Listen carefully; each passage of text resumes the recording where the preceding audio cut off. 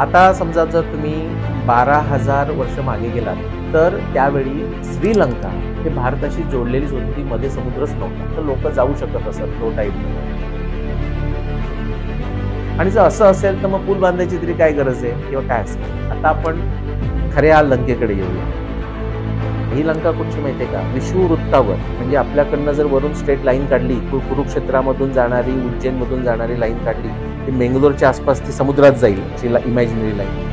ती पुढे खाली जेव्हा जाईल, तर आत्ता जे आला आपण माले, तो देश आहे ना माले, त्याच्या पूर्वेला, थोडंसं पूर्वेला अशी जी जागा आहे जिथे आता काही नाही, फक्त खोल समुद्र आहे, ती रामायणातल्या लंकेची जागा आहे सगळ्या पुराव्यानुसार.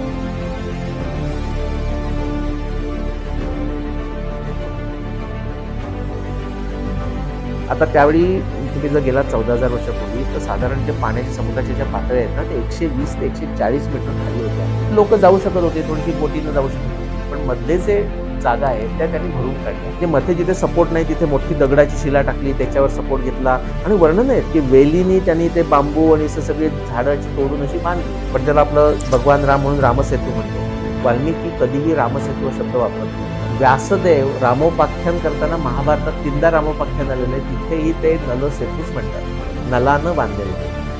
आता भगवान रामांचं काम इतकं मोठं आहे की त्यांच्याकडनं ते नलाकडनं क्रेडिट काढून त्या भगवान रामांना द्यायची गरज नाही, तो नलसेतूच आहे.